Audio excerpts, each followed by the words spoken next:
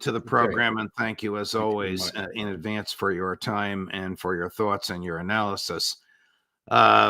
It's Monday morning here in the East Coast of the United States. The sun is just coming up, and we were awakened to the news that the Lebanon Health Ministry has indicated that in the past 8 hours, the Israeli attacks have killed 100 Lebanese and injured 400. What's your take on where this is going?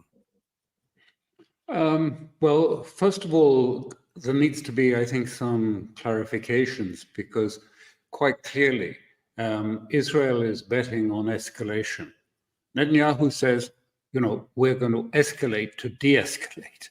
And if that sounds a tautology, it's not really. What he means is we're going to escalate in order to try and force Hezbollah to agree to a settlement by which they remove all their forces from the south, and that then the displaced residents of Israel can return to their houses in the north.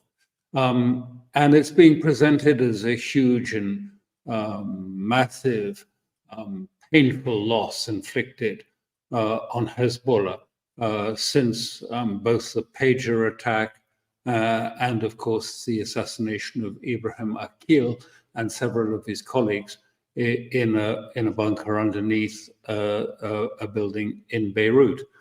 These were undoubtedly painful losses, but these were tolerable and also tactical losses. First of all, it's being presented as they lost all their communications and they're unsighted, and this has been a great victory because now they can't communicate. Well, that is pretty much nonsense. Even before 2006 war, and I was there during that war, even well before the 2006 war, Hezbollah had moved over completely to optical fiber communications with the military. They don't use pagers and they don't use, if you like, walkie-talkies. Who was using the pagers? Local police? Well, I was just going to explain. That's what I call civil Hezbollah. Hezbollah manages a huge slice of Beirut and the country, and it has to provide order and law and order and security. And so when you go into Dahir, the main Hezbollah part of Beirut, I mean, there are police checkpoints. These are all the people that have walkie-talkies and pagers.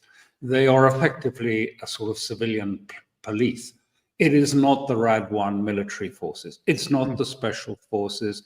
They never use any of those equipment. The main thing is optical communications, and even they will use actually messages passed by courier in preference from using any form of technical communications.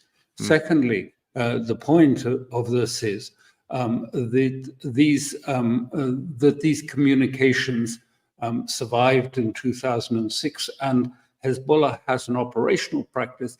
Even if they lose communication totally, even if their headquarters is destroyed, the war goes on. That's how they plan it. That's how they train their people. Even if there are no communications, people know what to do. It has all been prepared well in advance. And so, that is not such, I mean, it is terrible what happened to them. But these are mostly, if you like, civil support people, their logistics, their medical support.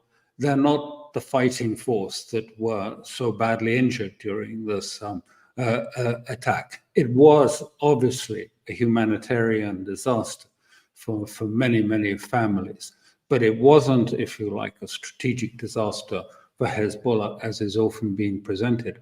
And secondly, even when you take the assassination of Ibrahim Akil in that apartment block in Beirut, he was a very senior Hezbollah official, and so were the 14 others that were with him from Radwan. But you have to understand that in Hezbollah they have young officers. When, after the 2006 war, I was taken to meet the military commanders of Hezbollah, I think it was a special privilege. They were all about 21. Hmm. Were so impressive. They were very